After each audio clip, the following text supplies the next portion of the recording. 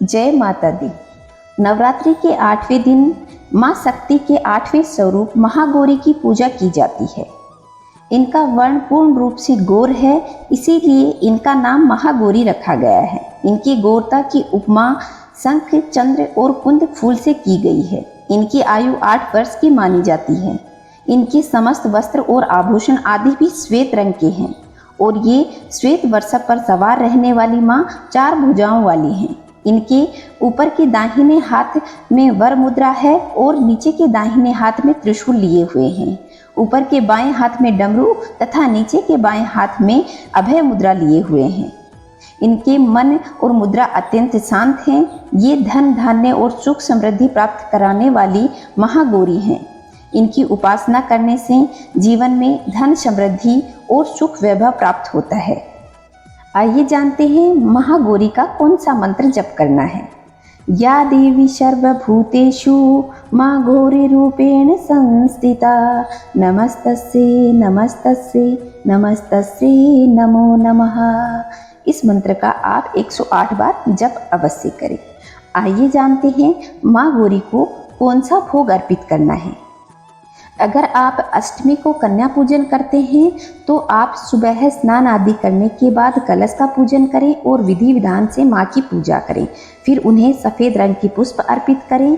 माँ का मंत्रोच्चारण करके उनका पूजन करें। उन्हें हलवा, पूरी, सब्जी, काले चने और नारियल का भोग लगाएं और माता को चुनरी अर्पित करें। और अगर आप अष्टमी को कन्या पूजन नहीं कर रहे हैं तो माँ को हलवे का भोग अवश्य लगाएं। नवमी तिथि को फिर आप कन्या पूजन करें। आइए जानते हैं माँ गौरी की कथा। माँ गौरी ने पार्वती रूप में शिवजी को पति रूप में प्राप्त करने के लिए कठोर तपस्या की थी। तुलसीदास जी के अनुसार भगवान शिव को वरण करने के लिए इन्होंने अत्यंत कठोर संकल्प लिया था। कठोर तपस्या के कारण इनका शरीर एकदम काला पड़ गया। इनकी तपस्या से प्रसन्न और संतुष्ट होकर जब भगवान शिव ने इनके शरीर को गंगा जी के पवित्र जल में मलकर धोया तब वे विद्युत प्रभा के समान कांतिमती और गौर हो उठा। तभी से इनका नाम महागौरी पड़ा। अगर आप लोग अष्टमी को कन्या पूजन करते हैं तो आपको किस तरह करना है, आइए हम इसके बारे में जानते हैं। तो आप सप्तमी के दिन सभी कन्याओं के घर उनको न्योता देकर आएं कि हे कन्याओं, आप कल दुर्गा स्वरूप में हमारे घर आकर भोजन और प्रसाद ग्रहण करें।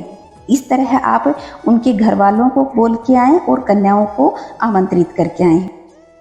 उसके बाद अष्टमी तिथि को आप सुबह स्नान दान करने के बाद में माँ की पूजा अर्चना करें, विधि विधान से उनका पूजन करें। फिर माँ के लिए भोग में आप प्रसाद बनाएं, जिसमें आप हलवा, पूरी, खीर और काले चने और आलू की सब्जी और जो भी आप बनाना चाहें कोई मिठाई आप बना सकते हैं। फिर माँ को भोग लगाएं। और जो लोग नवमी तिथि को कन्या पूजन करते हैं तो वह इसी विधि विधान से नवमी तिथि को भी कर सकते हैं। फिर माँ को भोग लगाने के बाद में जब आपने समय दिया है उसी समय जब कन्या आए तो सबसे पहले उनके चरण धुलवाए जाते हैं।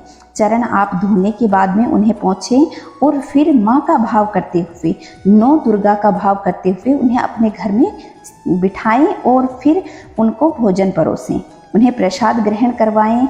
और फिर जब वे कन्याएं भोजन ग्रहण कर लें उसके बाद उनके हाथों में कलावा बांधा जाता है, उन्हें तिलक लगाया जाता है और उन्हें कोई भी आप जो वस्तु लेकर आए हों उन्हें दी जाती हैं। तो उनमें आप उन्हें श्रृंगार का सामान दे सकते हैं, लेकिन वो छोटी बच्चियां हैं तो उन्हें पढ़ाई का सामान देना सबसे उत्तम माना जाता है।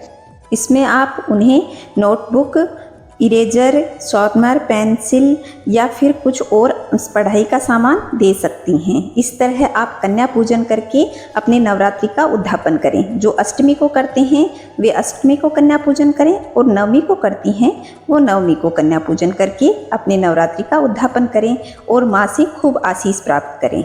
तो दोस्तों, आशा करती हूँ कि मेरा ये वीडियो आपके लिए लाभदायक होगा। अगर पसंद आए तो वीडियो को लाइक करें, शेयर करें और कमेंट में जय माता दी अवश्य लिखें। खुश रहें, मस्त रहें। जय माता दी दोस्तों।